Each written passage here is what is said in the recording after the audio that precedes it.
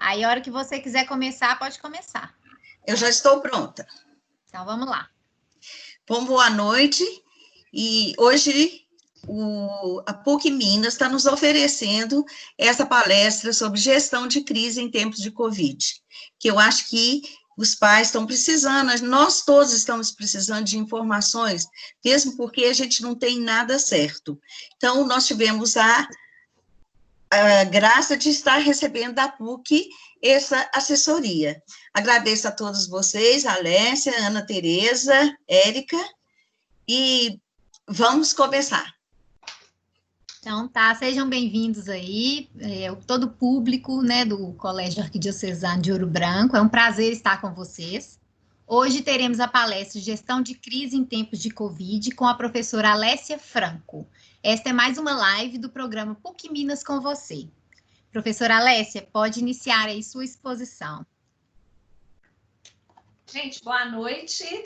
É um grande prazer estar aqui com vocês. Agradeço a professora Ádila, agradeço a nossa equipe da Secretaria de Comunicação da PUC Minas. E eu quero começar falando que eu tenho um grande carinho por Ouro Branco. Durante muitos anos eu atuei como consultora aí da primeira Sominas, depois Gerdau. Então eu conheci um pouco, né, tanto da cidade, das pessoas, das empresas que atuam aí, e é com muita alegria que eu venho aqui compartilhar alguma coisa que a gente aprendeu em 20 anos aí de consultoria na área de comunicação sobre a gestão das crises. Você pode passar, por favor, Érica?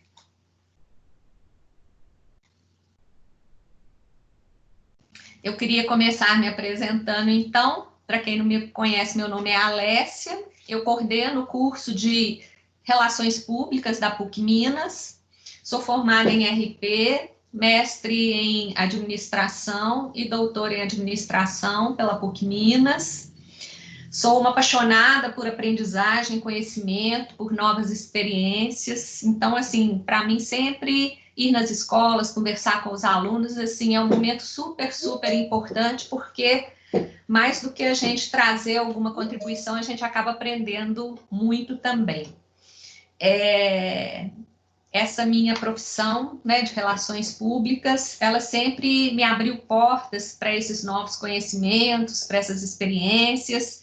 Eu sou uma pessoa que não gosta de rotina, então quem está aí pensando na futura profissão, que gosta dessa área de lidar com pessoas, lidar com as organizações, construir, né, pontes e relacionamentos entre as organizações, as marcas, os clientes, as comunidades, a imprensa, essa é a área que a gente atua primordialmente, né? Mas vamos falar um pouquinho, para ser um bate-papo, eu gostaria que fosse assim, uma coisa bem descontraída. Vamos conversar um pouquinho sobre esse momento que a gente está passando, sobre essa questão das crises, né? Por favor, Érica.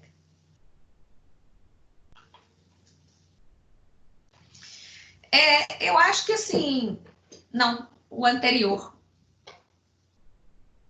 Não, é o próximo mesmo, esse, tá ótimo.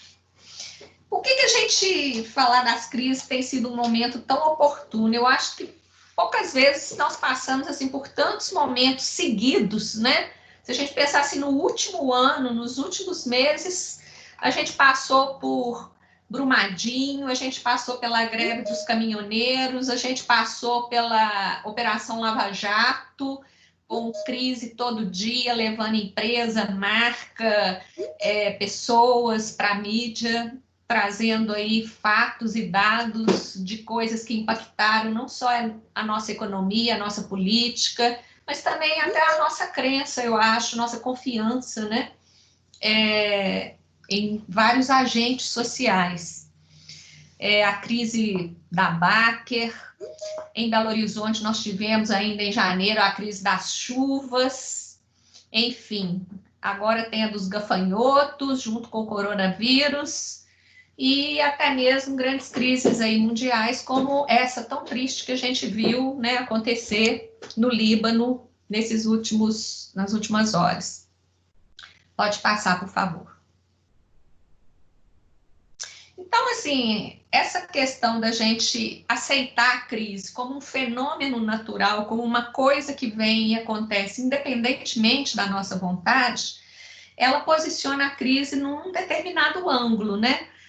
Então, eu pensar numa chuva, numa enchente, nessa nuvem de gafanhoto, nesse ciclone, no granizo, no tsunami, na perspectiva de que isso é uma coisa que eu não tenho controle sobre ela, como uma coisa que foge, né, a todo o nosso esforço que a gente poderia fazer de controlar, de tentativa de minimizar, ou até mesmo de prever essas coisas, torna esse tipo de crise, apesar do seu impacto, de uma certa maneira, ela é um pouco mais, vamos dizer, aceitável, né? Embora seja muito triste, né? Esse tipo de momento, esse tipo de situação, mas pelo menos não é uma causa que vem diretamente pela mão do homem, né?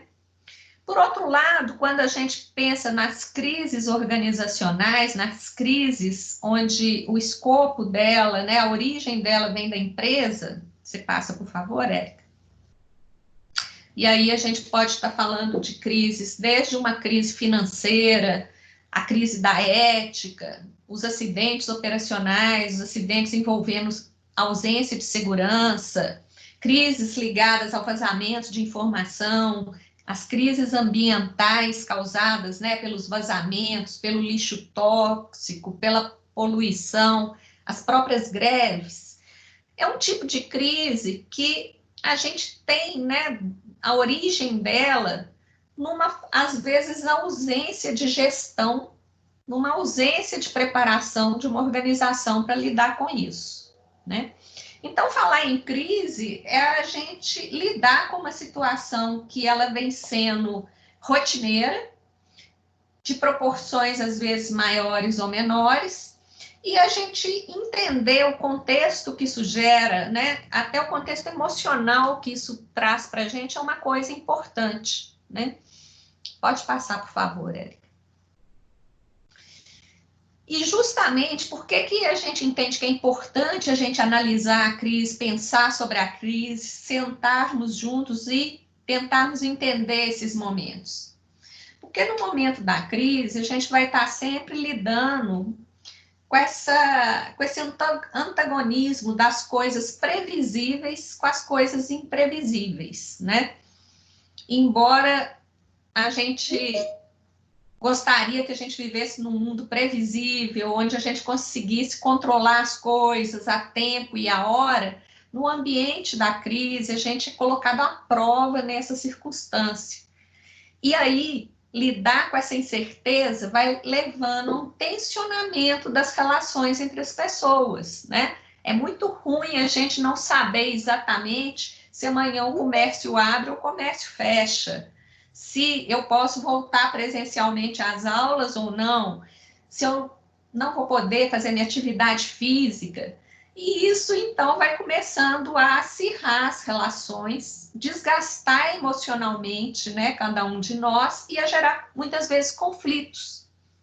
E aí, nesse ambiente da incerteza, do conflito, é que vai se tornando cada vez mais importante o papel da informação, da gente ter informações, assim, completas, corretas, a tempo, a hora e, acima de tudo, informações confiáveis, né? A gente vê o esforço que está sendo feito no sentido da gente combater as fake news, né? Esse fenômeno hoje, que traz muita informação incorreta, muita informação que desestabiliza ainda mais esse cenário, né? E, além disso tudo, a gente pode amplificar, aumentar esse cenário de tensionamento, da imprevisibilidade, da incerteza, com o papel das redes, do mundo digital nessa hora, né? Nós somos expostos a muitos canais, a gente acaba sendo toda hora está lidando com uma multiplicidade de públicos envolvidos, de influenciadores, de pessoas que vem trazendo essas informações, mas nem sempre elas podem ser confiáveis. E aí, isso vai repercutir nas redes, vai repercutir nessa formação da opinião. Pode passar, por favor, Érica.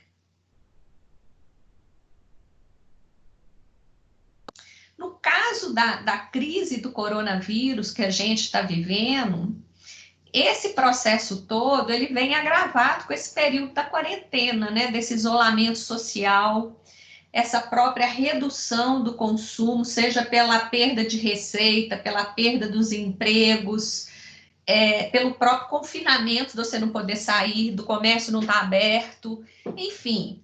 Isso tudo também vem impactando nesse cenário da incerteza, do tensionamento da relação, né? Da necessidade da gente buscar informações mais confiáveis, e é nesse sentido, assim, que eu trago um pouco da minha reflexão, que eu trago um pouco, assim, das coisas que eu penso e eu acredito para vocês, porque isso se trata de questões onde a comunicação ganha um papel muito relevante, né?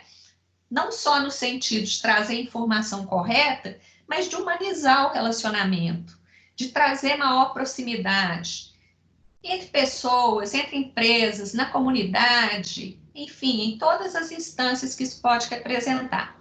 Pode passar, por favor.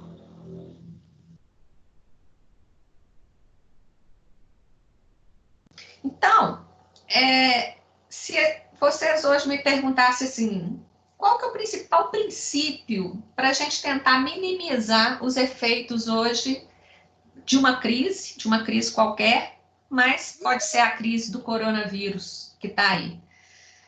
Eu acho que 3 coisas: dialogar, dialogar, dialogar. Se a gente não tiver uma conversa próxima entre as pessoas, a tendência desse ambiente se deteriorar, a tendência das pessoas ficarem ainda mais aflitas, mais nervosas, né? Mais emocionalmente abaladas cresce muito. Pode passar. Então, nós estamos falando assim de um tratamento de gerenciamento de uma crise, nós estamos analisando isso do ponto de vista de profissionalizar essa gestão, que hoje é uma coisa que diz muito respeito a quem trabalha com as relações públicas. E aqui eu tenho vários exemplos. Tem a Érica aqui, a Letícia, que está aí nos assistindo, mas também é ex-aluna, né? A Ana Tereza. Nós temos aqui uma equipe de pessoas que está bem familiarizada com isso que eu estou falando. E aí vão me ajudar aí. Pode passar, por favor. Então, eu queria dar um exemplo interessante, que eu acho, de um esforço de uma organização em construir um diálogo nesse ambiente de crise, justamente para tentar minimizar essa tensão, para tentar criar essa proximidade, mas também de muita sensibilidade de entender o que esse momento está trazendo de problema para as pessoas. E aí eu queria citar o exemplo dessa campanha bonita que o Magazine Luiza já fazia e que recuperou nesse momento de coronavírus, que é aquela campanha em briga de marido e mulher, a Luiza mete a colher. Por quê? A gente tem esse princípio, né, de ter uma espécie de um prurido, de ter uma dificuldade, às vezes, de lidar com uma questão tão difícil como a violência contra a mulher. E na época da crise do coronavírus, essa violência se acentuou. Cresceu o número da violência doméstica contra a mulher. Então, isso é um pouco do que eu estou falando na hora de construir esse relacionamento, que você pensa o seguinte: a crise, a pandemia, não é uma crise que pertence ao Magazine Luiza, ela não tem nada a ver com o coronavírus. Mas no momento em que ela enxerga que o papel dela como marca, como agente social, faz parte dela contribuir de alguma maneira com esse momento de tensão, com esse momento de dificuldade, com esse momento de conflito que está acontecendo, ela vem e entra com uma campanha que dialoga de uma forma significativa com essas mulheres que, por um acaso, são 70% do público que compra no Magazine Luiza.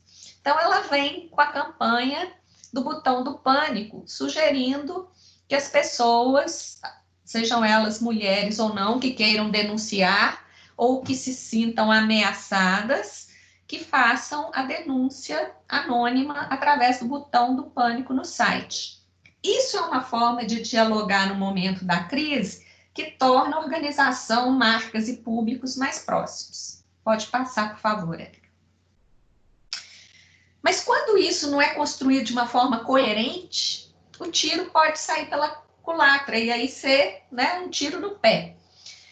Como, por exemplo, aconteceu com o iFood nos primeiros meses de pandemia, anunciou, né, todo um tratamento especial para os entregadores, todo um treinamento, todo um acesso a materiais, né, que ajudariam a não só garantir uma entrega conforme os protocolos de higiene e sanitização determinam, mas também para proteger o próprio entregador. E isso não aconteceu na prática. Então, essa incoerência, esse tipo de falta de... em comunicação, a gente fala que tem o storytelling, que é como eu conto a história, e tem o story doing, que é como eu faço acontecer a história. Então, quando a empresa ela conta uma história, mas não faz aquilo acontecer na prática, aí dá esse conflito que a gente está demonstrando aqui com esse exemplo do iFood. Pode passar, por favor. E aí, eu destaco 3 coisas, assim, que ajudam, né? Elas contribuem para a gente entender não só o momento, mas também ajudam a gerenciar a condução de empresas, de pessoas, de uma sociedade para atravessar esse momento da crise, né? Uma dessas coisas é a formação de um comitê de gerenciamento de crise, a definição do porta-voz e o resgate da confiança. E eu vou falar um pouquinho só sobre cada uma dessas coisas. Pode passar, por favor. Quando a gente fala que quando a gente forma um comitê de crise, isso ajuda as pessoas a atravessarem a crise, é porque nesse comitê, pelo fato da gente ter ali pessoas de áreas diversas, né? Você tem uma análise completa, uma análise mais confiável das coisas que estão acontecendo. Uma crise é uma coisa tão complexa, né, gente? E ela envolve tantas pessoas, envolve tantos assuntos, que não caberia a uma única pessoa falar sobre ela. Então, ali você vai juntando as competências. Pega uma pessoa, por exemplo, no caso do Covid, que é um técnico em saúde, pega o cara da logística, que vai saber falar sobre os hospitais, a distribuição dos medicamentos, pede uma pessoa do jurídico para falar do impacto disso na vida das pessoas que estão trabalhando diretamente com aquilo. E ali você vai juntando aquele tipo de diferentes habilidades para trazer para as pessoas, para comunicar, para trazer informações que ajudem a ela a compreender o que está acontecendo nesse cenário de complexidade. E aí eu dou 2 bons exemplos e um que agora está deixando a desejar.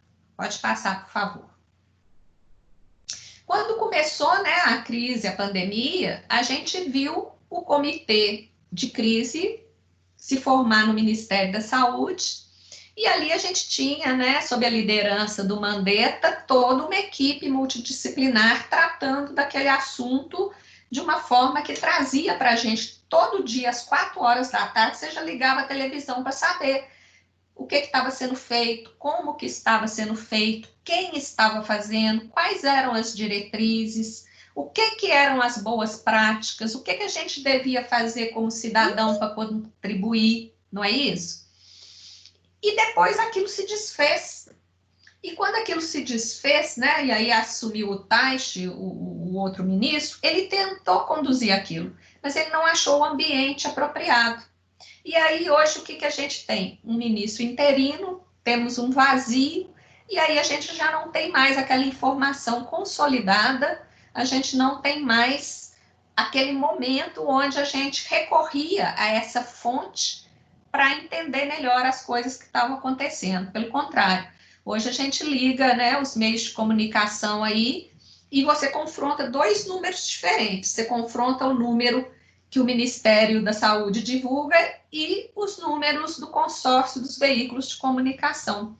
Então, esse tipo de desintegração na ação das lideranças que estão tocando a crise, torna a gente mais susceptível às fake news, aos boatos, às incertezas, acaba nos expondo mais.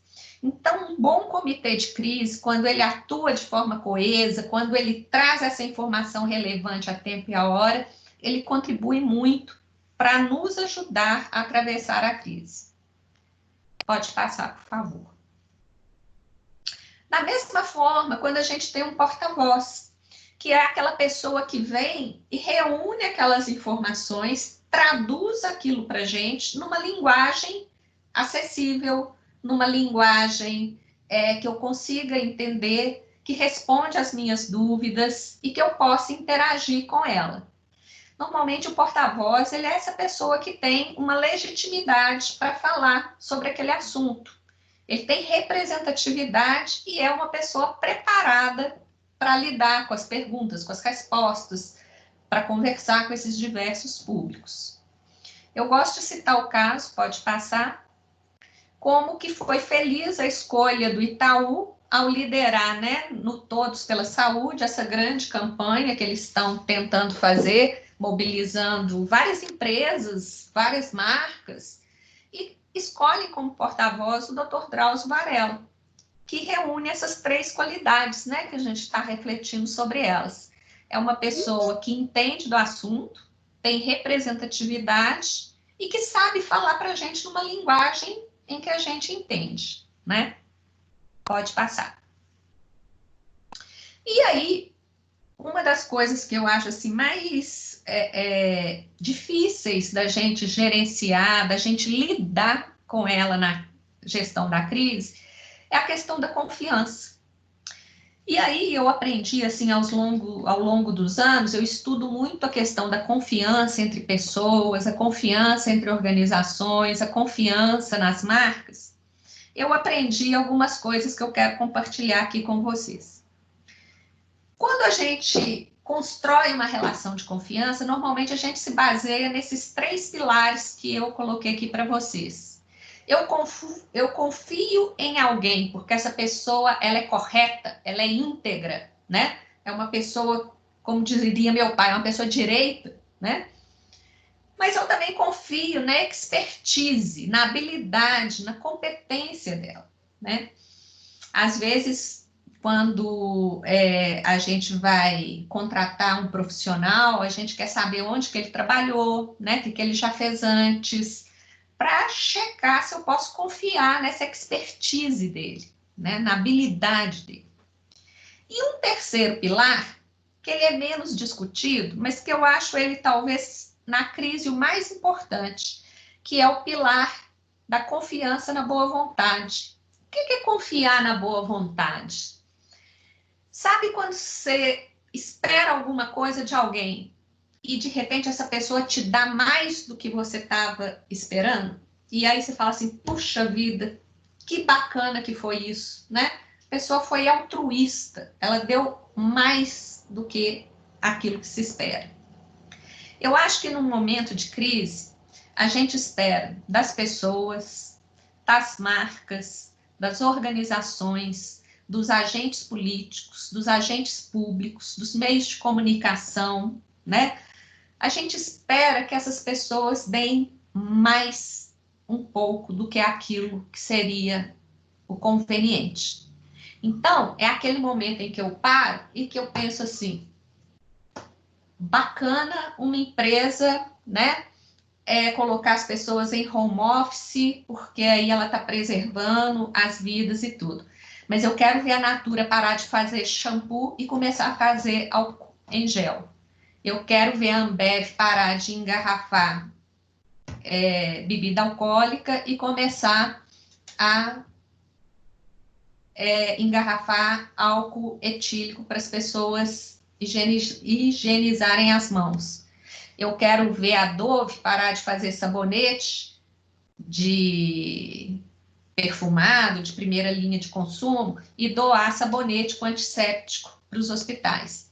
Então, isso tem a ver com esse altruísmo, com essa boa vontade, com com essa coisa a mais que as empresas deveriam fazer, né? Não só as empresas, mas as pessoas, os agentes públicos, todos esses públicos que eu destaquei aí nessa fala. E isso é uma coisa muito difícil, né? É muito difícil nessa hora você abrir mão, às vezes, da zona de conforto e ter uma militância social que traduz essa boa vontade que eu estou falando. Pode passar.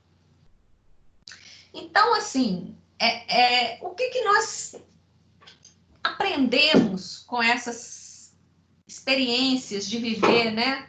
Na crise do gafanhoto, na crise da chuva, na crise da barragem de minério que explode, enfim, na crise econômica, financeira, na crise do desemprego.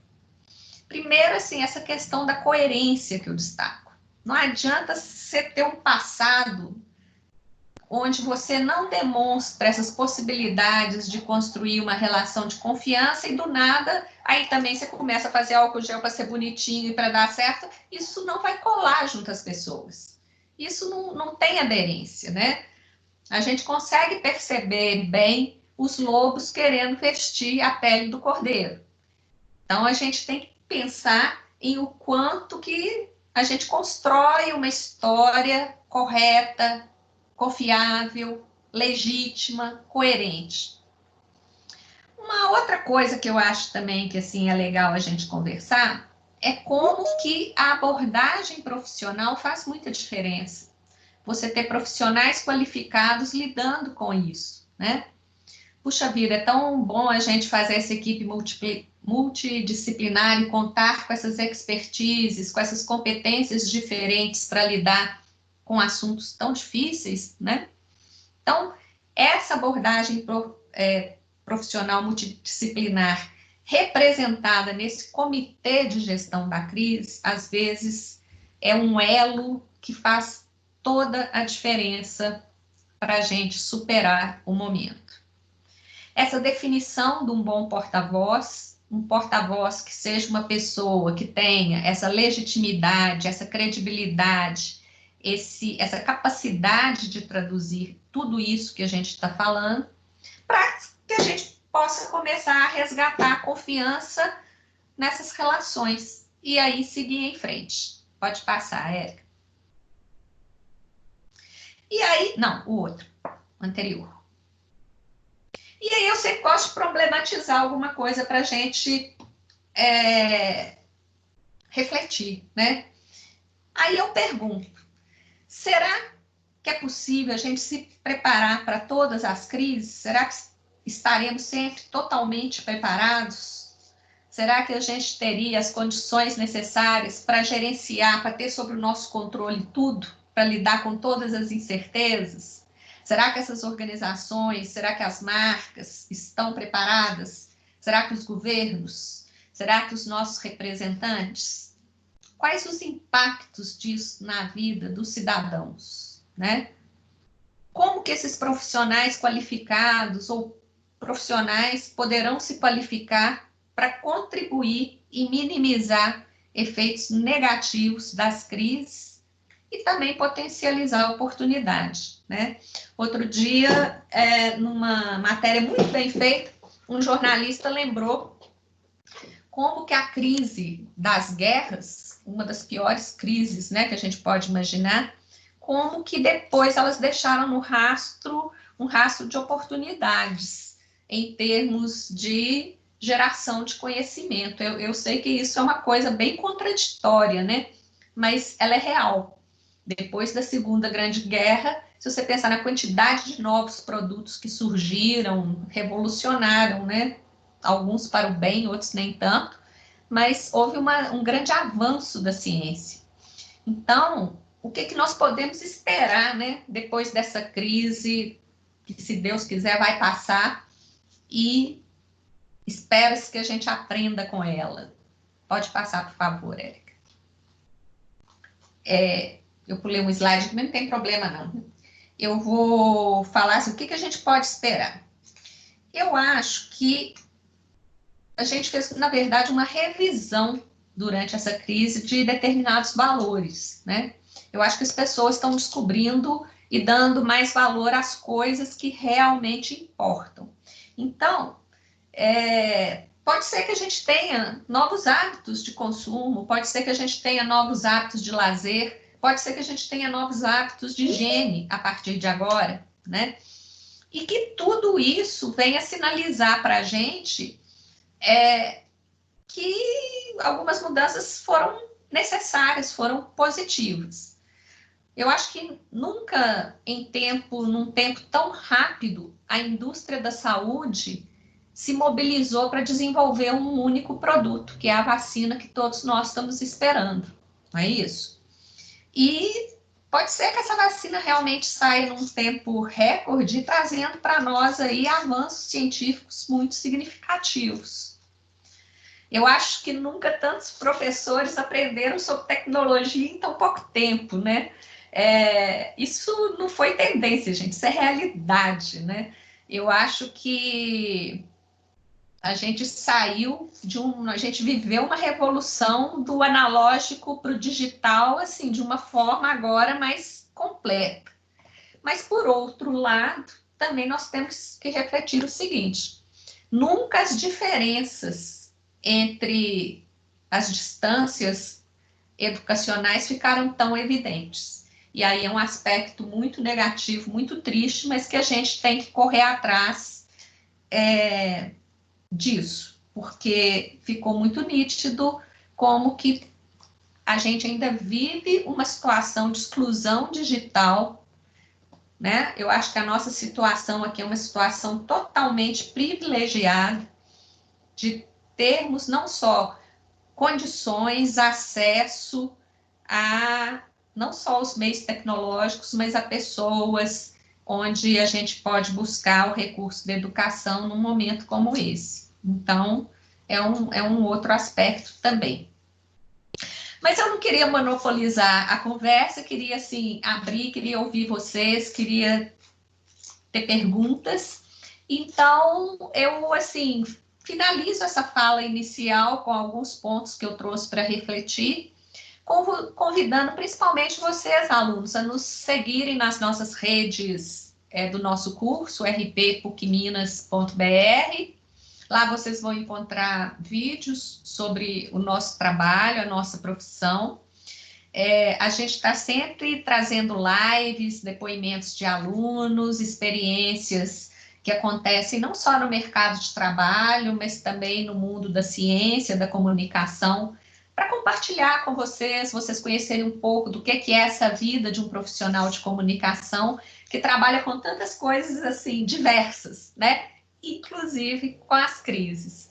Então, a minha pequena contribuição para vocês é em cima dessas reflexões iniciais que eu fiz e queria me colocar à disposição para perguntas, comentários. Muito obrigada. Obrigada, professora, pela exposição. Alguém quer fazer alguma pergunta? Se quiser utilizar o chat ou até pela câmera, não tem problema não. Pode ficar à vontade.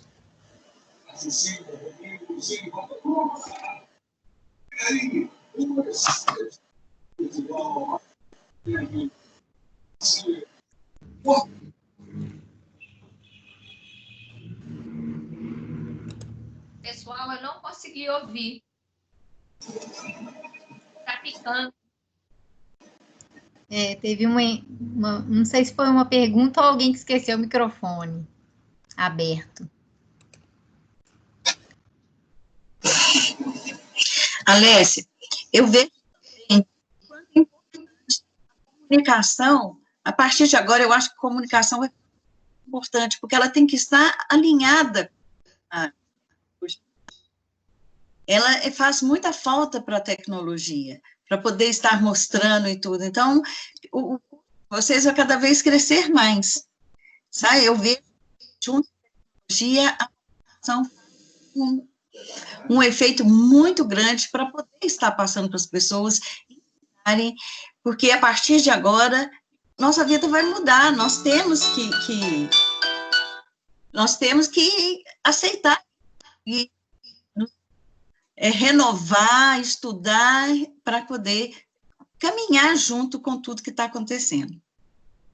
Exatamente. E aí eu acho o seguinte, é interessante a gente perceber que ao mesmo tempo que os meios vão se multiplicando, as possibilidades de geração de conteúdo vão ficando cada vez mais acessíveis para todos nós, né? Hoje não existe mais aquele movimento assim que os meios de comunicação eles produzem conteúdo e a gente consome. Todos nós produzimos conteúdo, todos nós temos acesso aos recursos de produzir vídeos, produzir podcasts, produzir uma série de coisas. Mas a questão que eu coloco e que sempre eu acho que é relevante é: você pode ter um meio, mas você tem que ter habilidade para gerir o conteúdo. Se você não tem formação para gerir o conteúdo, seu conteúdo ele se desgasta rapidamente, ele acaba muito rápido. Você vê que tem muitos blogueiros, blogueiras, influenciadores, influenciadoras de 24 horas, né? A pessoa ela tem aqueles 15 minutos de fama e aquilo se perde se a pessoa não tiver realmente um lastro, uma ancoragem de conteúdo e de formação para dar relevância àquilo. Nós somos bombardeados aí com uma infinidade de estímulos, né, de convites. Veja isso, escute isso, compre aquilo. Se aquilo não tiver uma relevância, se aquilo realmente não for significativo hoje, e talvez esse seja o maior desafio, tornar as coisas significativas, elas se perdem, né? Com certeza.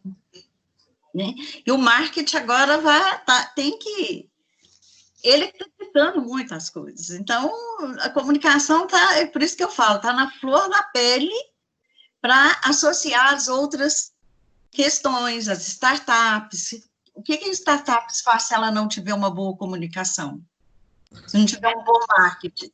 Ela não consegue nem o investidor, né? Porque hoje o que convence o investidor a apostar numa startup, né? Tem o tal do pitch stop, que em 5 minutos você tem que ser capaz de apresentar o seu produto, de vender a sua ideia, de demonstrar a versatilidade daquilo e de convencer o investidor a vir junto com você.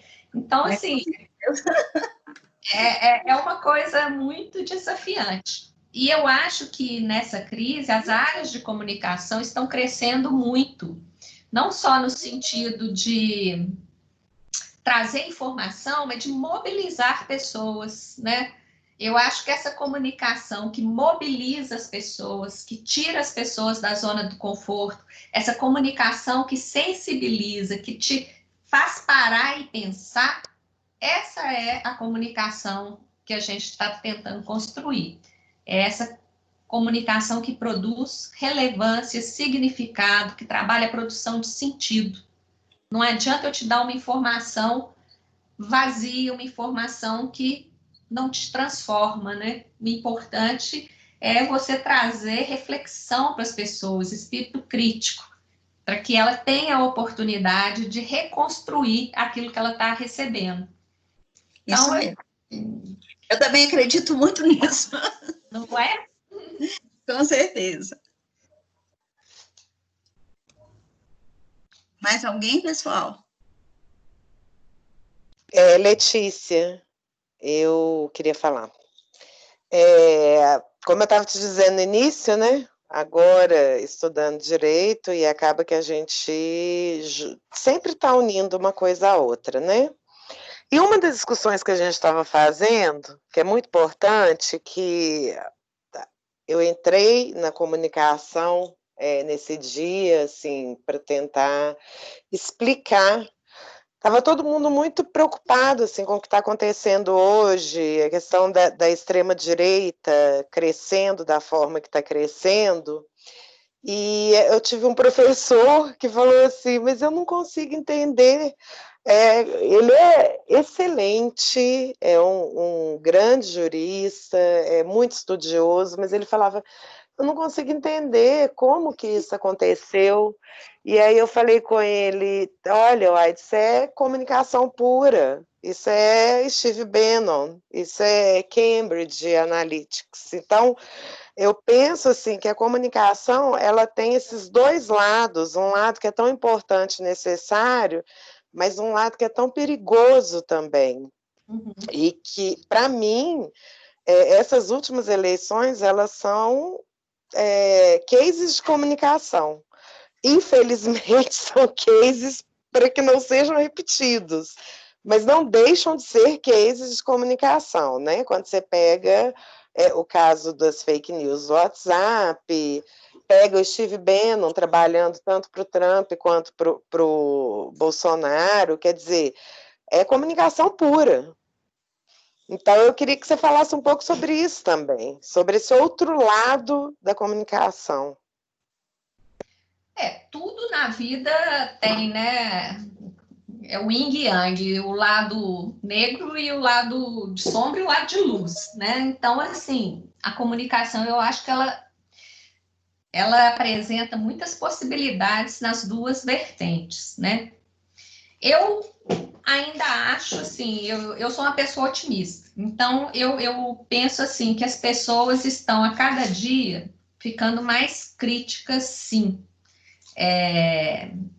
E eu acho que, por exemplo, a questão hoje que pauta muito essa comunicação que você exemplificou, Letícia, elas são muito baseadas na inteligência artificial, nos algoritmos. E à medida que isso se desvenda, isso vai ficando assim tão claro para a gente, né? Eu acho que é uma resistência tão grande, ela é natural, ela é nata nossa, esse tipo de abordagem, que à medida que isso vai se desvendando, vai se desconstruindo também, né? O que não quer dizer que isso possa ser substituído por outras abordagens ainda mais eficientes. Mas eu vejo que quanto mais informados nós estamos, e informação de boa qualidade, quanto mais a gente se instrumentaliza para o diálogo, e aí essa instrumentalização para o diálogo, eu sou muito, não quero ser poliana, mas eu sou bem assim, teoria dos fractais nesse momento. Eu vejo assim, se a gente exercita diálogo dentro de casa, se a gente exercita diálogo na nosso entorno, na nossa comunidade, no nosso trabalho, se a gente exercita esse diálogo permanente, isso tem uma capacidade transformadora, né? Eu trabalho muito com ONGs que trabalham com movimentos sociais e elas não só vivem disso, mas isso impulsiona, isso é contagioso. Então, do mesmo lado que eu acho que tem essas ferramentas que às vezes estão tão à disposição do poder econômico, do poder político, eu vejo também como que o poder social ele está sendo assim, a gente está vivendo uma fase de, sabe, de uma lucidez maior assim, engajando pessoas, né? Nós temos aí um segmento significativo da nossa juventude altamente engajado, e engajado em causas legais, causas importantes, causas que elas estão na periferia dessa hegemonia política, né? Dessa hegemonia, às vezes, de direita, dessa hegemonia de mais do mesmo. Então, eu não sei, eu vejo assim, eu ainda acredito muito no poder transformador de cada um, sabe? Eu acho que isso é direcionador da transformação social, por meio do exercício desse diálogo, da comunicação e também do contraditório, de você ser capaz de lidar com tranquilidade com o contraditório. O curso foi voltado, pelo menos quando eu estava na PUC, foi voltado exatamente para isso, né? Para o contraditório. A gente sempre foi levado a pensar de uma forma crítica. Mas hoje, eu já com 42 anos e numa nova faculdade, eu posso te dizer que não é o que acontece na maioria delas. O contraditório, ele não é só não existe, ele é negado de preferência, é uma palavra desconhecida, sabe? E eu fico vendo, assim, que não é só no meu curso, mas nas escolas, quando a gente tem uma reunião de pais, uma coisa assim, é muito difícil você falar alguma coisa que seja diferente da opinião da maioria, e a opinião da maioria, na verdade, que ela existe porque a comunicação trabalhou para que ela existisse. É isso que eu te falo da importância da comunicação.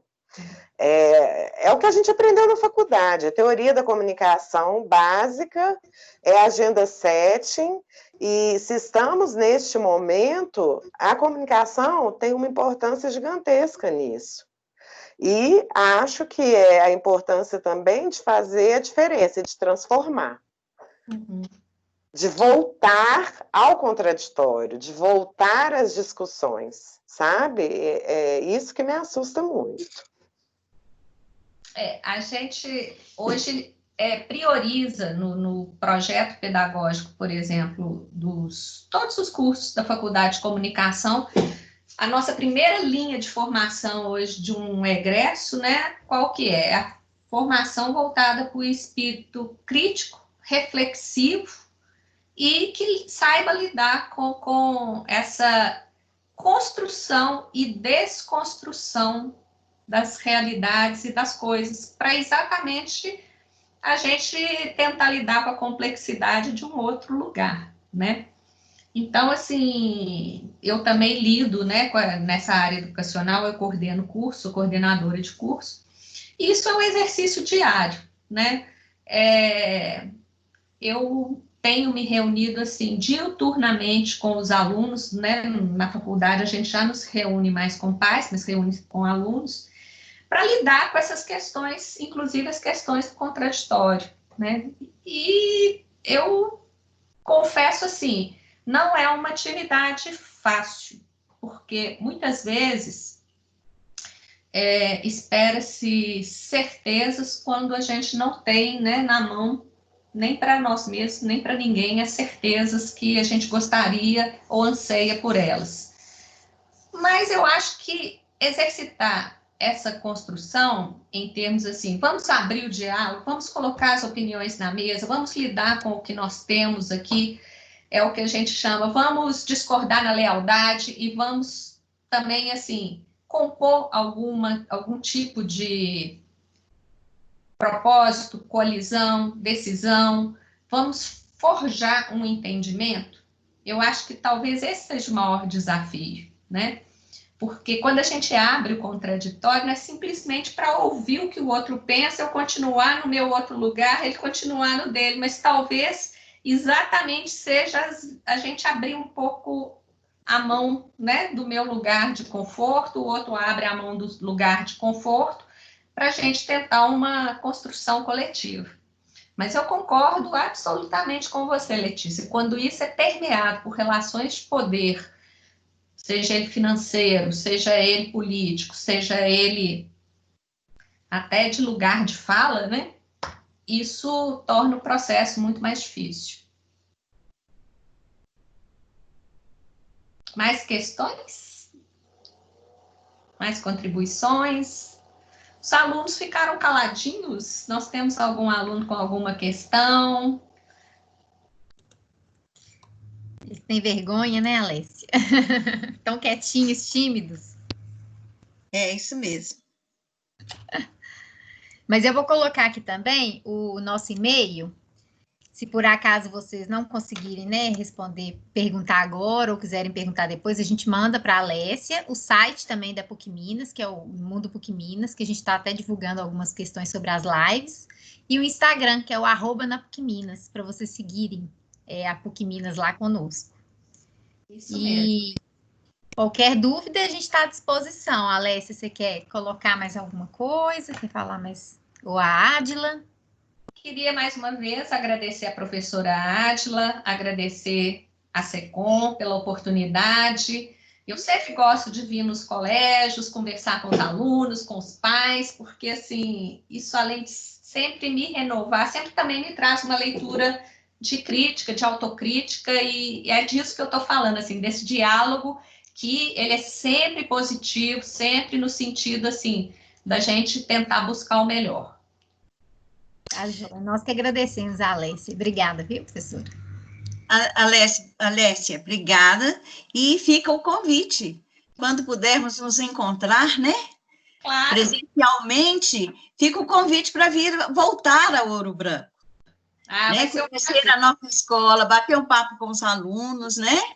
Tomar um cafezinho conosco e apreciar aquela serra maravilhosa que tem em Ouro Branco. De onde você está em Ouro Branco, você encontra aquela serra. Lindo. Você também, Tereza, né?